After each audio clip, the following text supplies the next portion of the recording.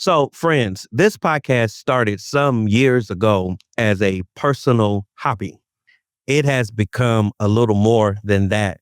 Over the years of this podcast, I have basically done all of the work of the podcast by myself: show notes, recording, editing. But I'm grateful that I have a new partnership with Luke Clayton and the team at increasecreative.co. They are helping me to produce each new episode of this podcast. So, this will, I hope, help us to publish on a more regular basis on Mondays, and will up the game on the quality of this podcast. Luke and his team does great work. I'd love to commend them to you. You can look them up again at increasecreative.co or find more information on the show notes of this episode. Check them out. This is the On Preaching Podcast with H.B. Charles Jr., the podcast dedicated to helping you preach faithfully, clearly, and better. Who were, as you are learning to preach in those formative years, who were the influences that were shaping your preaching? I'm assuming you're going to start with your dad, but who else? Yes, I'll start with my father. Mm-hmm. The guys I've just mentioned, Dr. Jasper Williams, Dr. E.V. Hill. Early on, you would have your Donald Parsons, your Jerry Blacks, C.L. Franklin, the late C.L. Franklin at that time. Early on, those were my preaching influences. I evolved, I think, into guys like David Jeremiah, Charles Stanley, John MacArthur, Tony Evans. I never will forget the first time I heard Tony Evans preach. It was on radio. So I sort of moved towards those guys, and the guy, his name escapes me, Bellevue, Memphis. Adrian Rogers, Yeah. Dr. Adrian Rogers. They became my preaching influences. How similar of a preacher are you to your dad? I wish I was as good as my father. Quite similar in that my dad was a great storyteller. He used a lot of poetry in his preaching.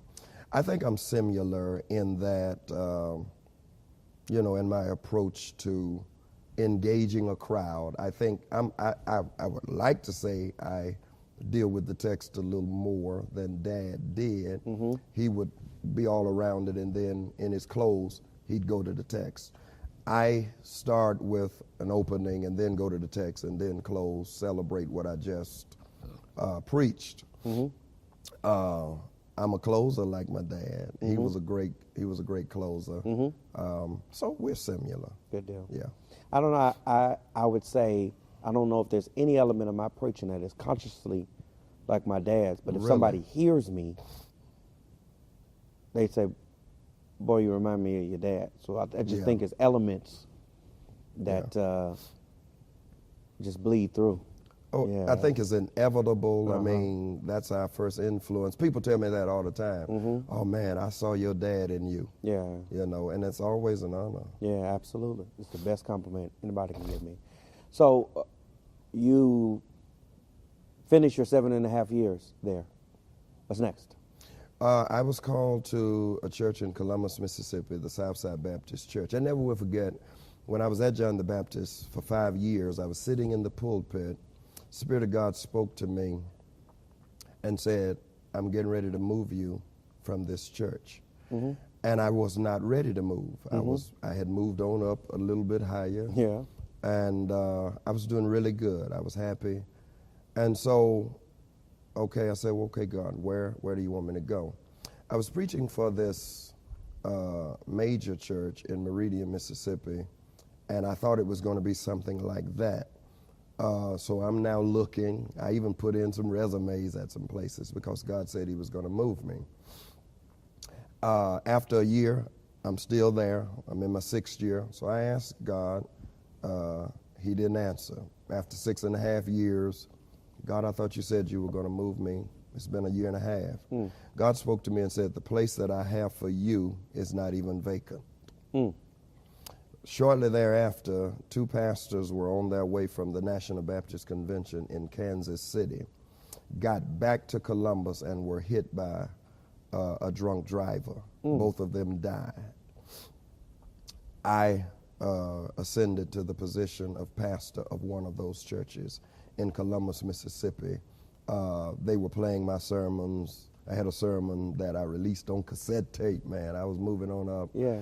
That they were playing on the radio, and some of the guys there heard it, and I became the pastor of the Southside Baptist Church, Columbus, Mississippi. Wow. Wow. So what was the difference between that and the church you left? What would be the major differences? Opportunities. Columbus is it's a small town, but it's larger than Pachuta. And it gave me opportunities to do ministry. At John the Baptist, I was a good preacher, and did little ministry, as much as you could in the country. But Columbus afforded me the opportunity to really embrace ministry, and ministry in excellence, by virtue of the demographics, the population, and the mindset of the people. How long did you serve there? 11 and a half years. 11 and a half years. Yes. Yeah. So and he really blessed there. Yeah. So it is while you were in Columbus that we met. We met in Columbus. One another. You were killing the city at Dr. James Boyd's church. Sir. And yes, I sir. came to Zion hear you, Gate. and you wrecked house. I've been an H.B. Charles fan ever since. Oh, man. And Doc had something to do and asked you to take me to lunch. Yes. Yeah. Well, man, I'm busy tomorrow. Take my preacher to lunch. Yes, sir. I'd be delighted. We went to lunch, had a great, Indeed. and been friends ever since. Yes, sir. So you start out as pastor there at a smaller church, and the Lord just blessed that work to grow there. He did. What was the progression of those years?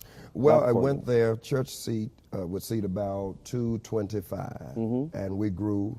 First service filled up. We went to another service. It packed out. So I was there about 3 years. The Lord led me to purchase some property and build an 800-seat sanctuary and family life center in Columbus simultaneously. Yeah. And in fact, I never will forget, one year you were there. We were just finishing up the sanctuary, and you came and we walked through it, and you prayed. Yeah. And we sat in the balcony and talked. Yep. And you prayed and blessed the house. Yeah. There. So he blessed me in that regard. We did television ministry, just so many other things by way of ministry, putting together a staff. Columbus taught me ministry. I discovered in Columbus that I didn't want to be popular on the road, so to speak, and have nothing to come back to. Sure. And I saw so many guys, they were major in the conventions, major on the road, but let me say it like this, the video didn't match the audio. I got you. You come back to where they pastor, and it was not matching what I thought they were. Sure. Yeah. Two questions about how is we kind of ditched the music process, but you didn't lay music down. What was your ongoing interest and involvement? Well, as you were preaching and then pastoring, where you had initially had a heart to do music. Well, man, I like that question. Yeah. I really did ditch music in the beginning. Okay. And the reason I ditched it because I saw so many guys who were known as singers who preach. And I wanted to break that. I wanted to be known as a preacher who just happened to sing. Yeah. So I ditched it probably for about the first 5-6 years of ministry. I wouldn't sing, I wouldn't play, the organ or anything. My father, one time I was preaching for him, and we were in the office. He said, "Son, remember now, God gave you more than one gift, and I would admonish you to use every gift that the Lord has given to you." Wow. So because of that conversation, I recorded my first CD in Musical Project in 1997. And I just sort of added that to what I do. I used to sing more when I preached. Now I'm getting older, and I'm so tired after I sing until I have no energy to preach. You know, we're getting there. Yes, you remember when we were young, Yeah. man, I mean, oh Yeah. my God, getting old is real. It absolutely is real. It is real. And so I don't do it as much as I used to. I sing now to settle my spirit. Sure. And I love hymns. I love Father, I Stretch. Yeah. Guide me, O thy great Jehovah, Yeah. Pilgrim through this barren land. Yeah. Or some light kind of praise song. I do it for me, Sure. to just kind of get me ready. So I picked up the singing again because my father told me to do that. And it was probably the best advice that I received, because you can have multiple gifts and still make preaching primary. And that's my thing. Preaching is what I do. Yeah. Singing is just something that I still love. Sure. During your days at Southside, it is during this period you also become, if I may, a national preacher. Yeah. Your ministry. In your words. Yeah. You said it, not me. No, I said it. Yeah, I mean, you branch Because out. I met H.B. Charles. No. You know, that catapulted my career. Absolutely not. Absolutely not. I mean,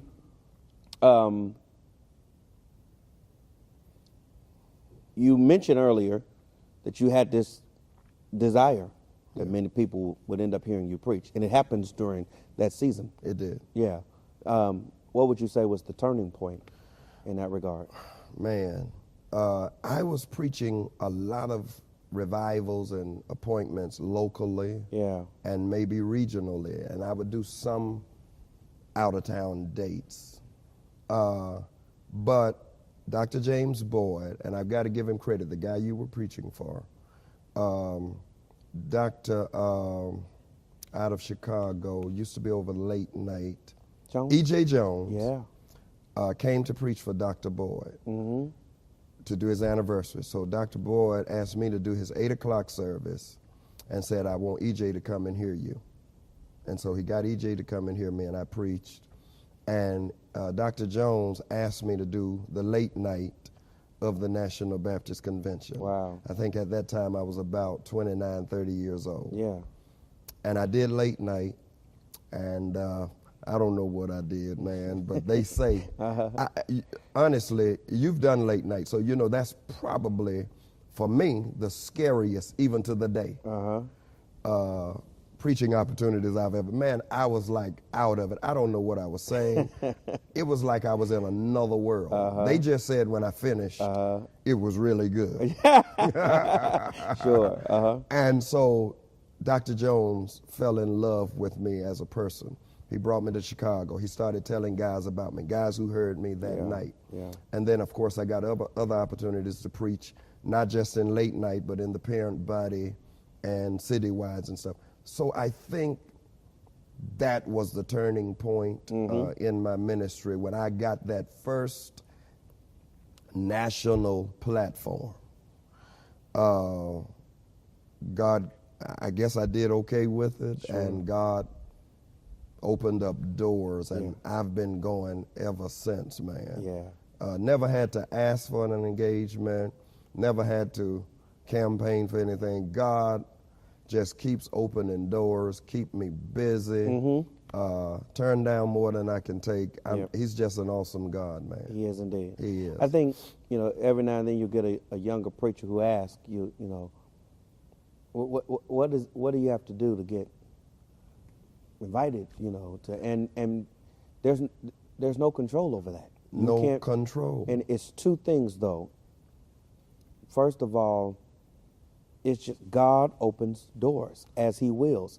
And then secondly, it's the story that you just told. One way or another, God uses people He does. who just He does. you just find favor with people, and God uses people to open doors. Right. And there are some tracks in my ministry that I can trace back to one door that somebody opened, and then that door led to another door. Yes. And God is just gracious like that. But it also is a reminder that wherever we get, we didn't get there. You know, God turtles on the did it, fence, man. turtles on the fence post. You're right, man. He did it, and he used people. Sure. That's why we should always be grateful Yeah. to that person who opened the door.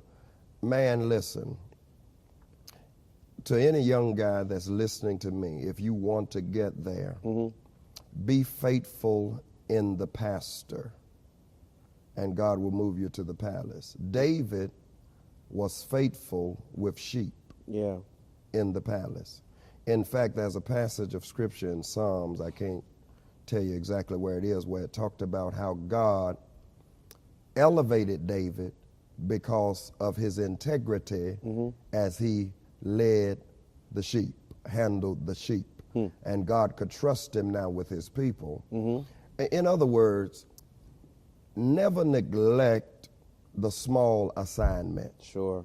I was faithful at Shiloh. Shiloh did not have 25 people coming when I took that position.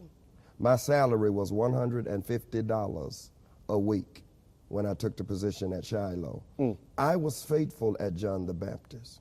I know so many guys, Doc, who would love to be where you are. You have, and I just got to tell the people, you know, I preached for you yesterday, man. 4 times. 4 times, ladies and gentlemen. I preached for H.B. Charles at the great Shiloh.Church. You did a revival in one day. Oh my God. And you have a great ministry. Thank you, brother. I mean, a ministry of excellence. There are guys who would give their right arm to be where you are, but they're not faithful with the 200 people. Sure. They're always looking ahead. I travel, you travel. Doc, any churches open in Atlanta? Man, I feel like my time is up. When your time is up, you don't have to look. Right.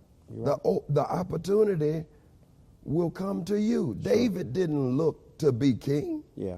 He was faithful where God put him. Yep. And God put him where he was, in the palace. Yeah. And that's what I would say to young guys, man. Don't pursue it, pursue God. Sure.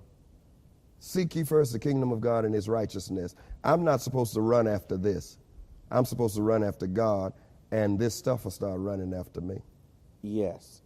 I also think with your David reference, God had something for David, but it wasn't ready yet because Saul was still on the throne. You got it. And the fact of the matter is, David wasn't ready yet. Right. And he was anointed to be king, but there were things God had to providentially work out in him, in circumstances. And I feel like those small beginnings that we are tempted to feel a Overlook. way about is God's preparation process. Getting us ready. God is getting the assignment ready in ways that we don't know. And I feel like if we rush the process, Yes. sometimes we can get somewhere through gift that maturity can't manage. Yeah. And sometimes we just make things worse when we just run ahead of the Lord. I've seen it happen so many times. I know guys right now who tell me, man, I never should have left where I was. God didn't send me here, but I thought it was a better opportunity. Yeah. They rushed the process.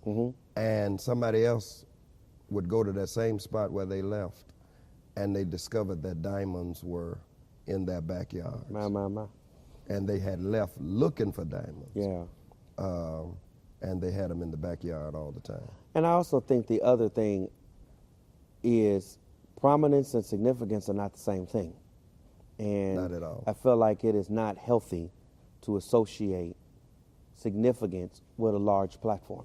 Exactly. You faithful where you are, and there's no telling what kingdom impact God can use Yes. by your faithfulness. And every time I am tempted to get that confused, I am reminded of the words of Jesus in Matthew 20, verse 16, and the last shall be first and the first shall be last. Yes.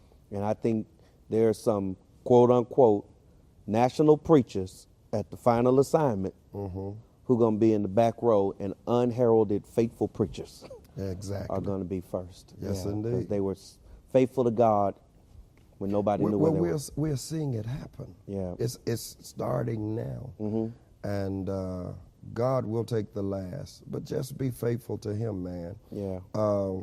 Honestly, I just love God, man. I'm not looking for any platform. Yeah. I'm not networking.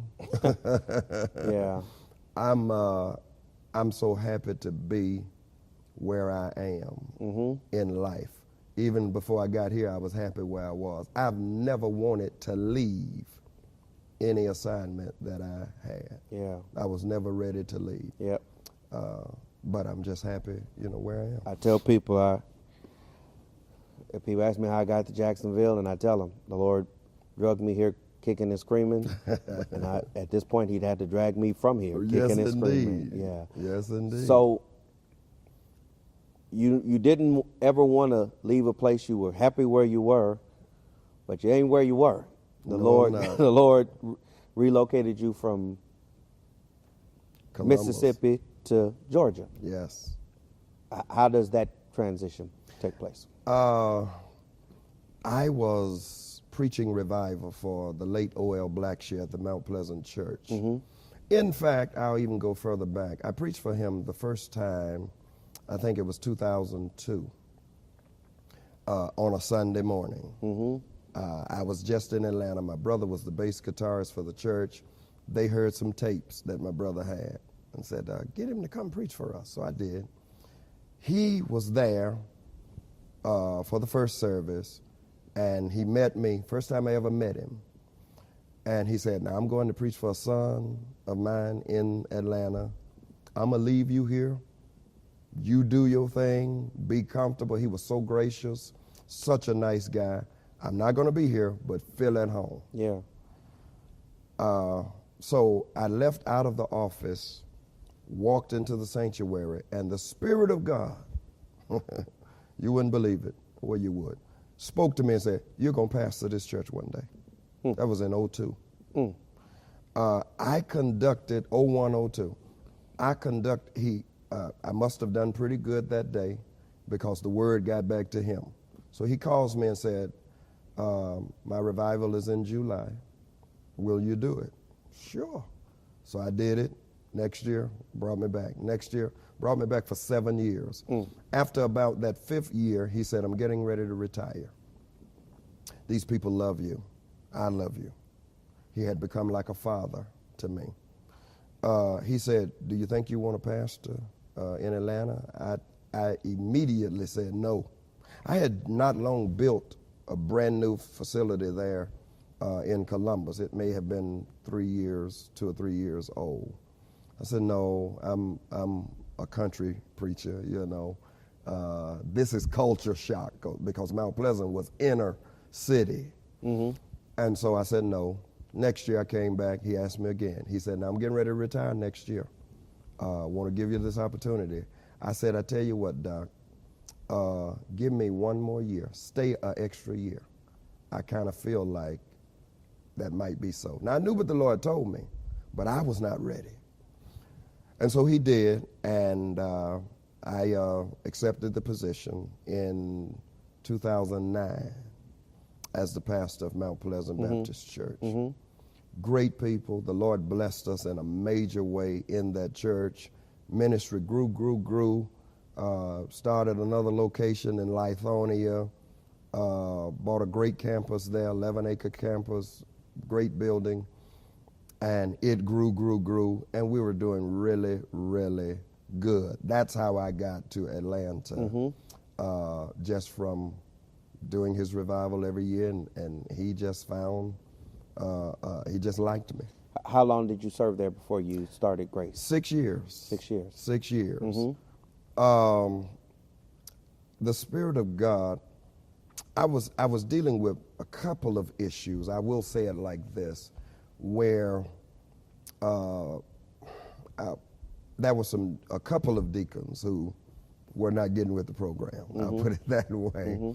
And I was getting ready to move those guys because I was just not going to deal with it. And I was praying about how to handle it. I knew I had control. And you know, the thing about pastoring a long time, churches get stuck in their ways, but so do we preachers sometimes. We too, brother. Yes. And if you've been treated well, you get spoiled a little bit too as well. And you're just not going to tolerate certain things. Yeah. And I was just not going to tolerate it. I mean, the church loved me. It was growing. And so I was getting ready to move a couple of deacons. And I had a deacon told me, he said, well, you can't move me. I said, okay. I met with the deacons. They voted 18-4 to move them. I had 22 deacons. He said, you can't move me. They can't move me. He said, only way I'm going to move is if you take me before the church. I said, all right. Well, you really don't want this, brother, but I'm going to do it. So I'm praying on a Monday morning about how to handle this. I'm laying prostrate on my floor, praying to God. I know I'm going to move them, but show me how to handle this, because I was getting ready to move not one, I was going to move all 4 who voted against me. And so I knew that was 4 families. And I said, Lord, show me. God spoke to me and said, don't move them. You move, take your people, and I'm going to prosper you. I said, Lord, are you saying leave? He said, don't move them. You move. Take your people. I said, no, Lord, they're your people. He said, no, they're yours. I was like Moses. I'm giving them back. And he said, you move, and I'm going to prosper you. Wow.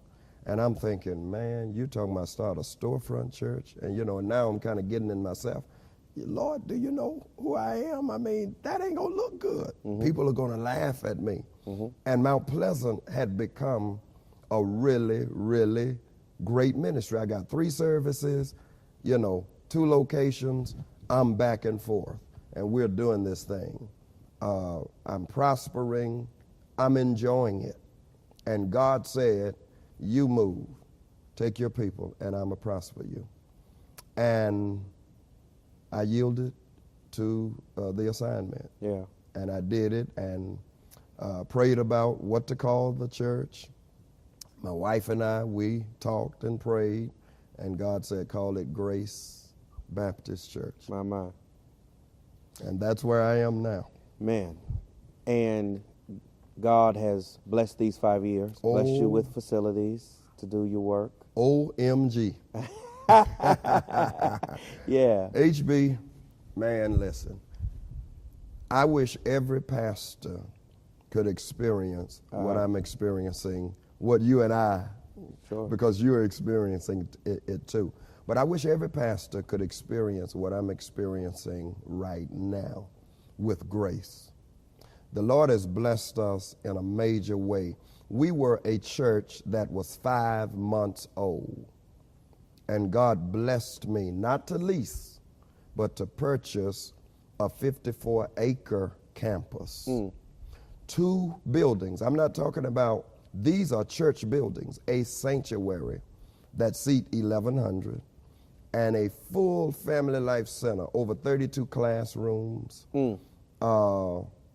54 acres. I've got frontage, highway frontage on one end. My land goes all the way back to another highway. The property is not even developed. It will be. Yeah. It is major, what God is doing. And he's blessed us to grow the congregation in a place called Stockbridge.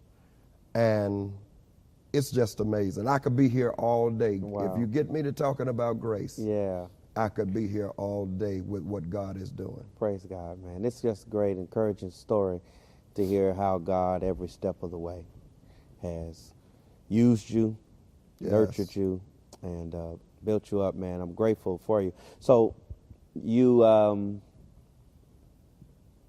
find a time machine and able to go back to 23-year-old Clinton McFarland, who is just starting preaching. What do you know now that you would say to young Clinton McFarland who's getting started?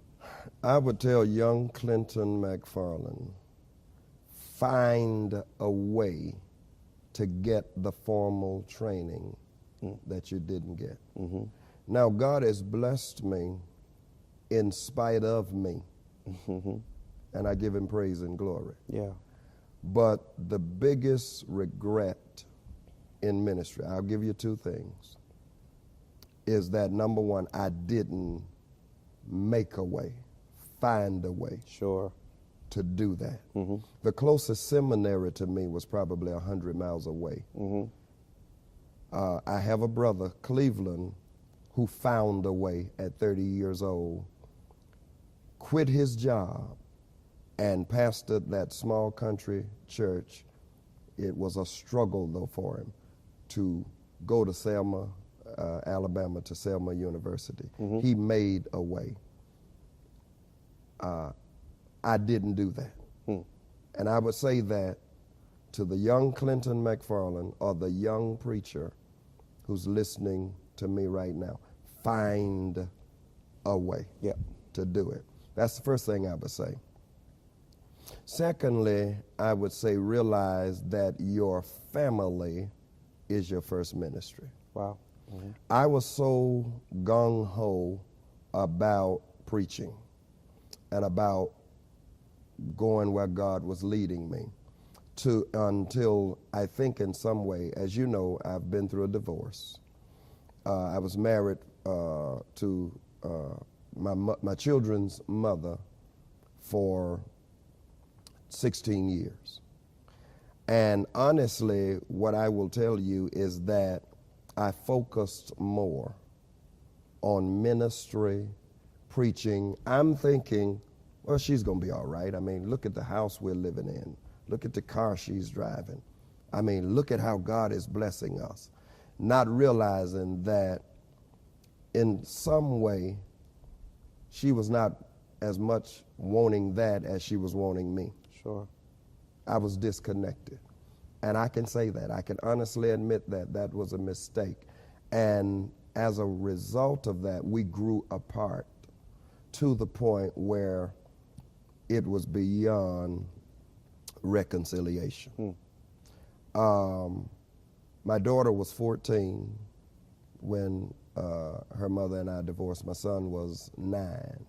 And I was not able to be in the home with my children for the duration of their formative years because I was doing a good work, but sometimes I think I missed God's work in that regard. Yeah. Family is paramount. Yeah. So those are the two things I would say to young Clinton. Yeah.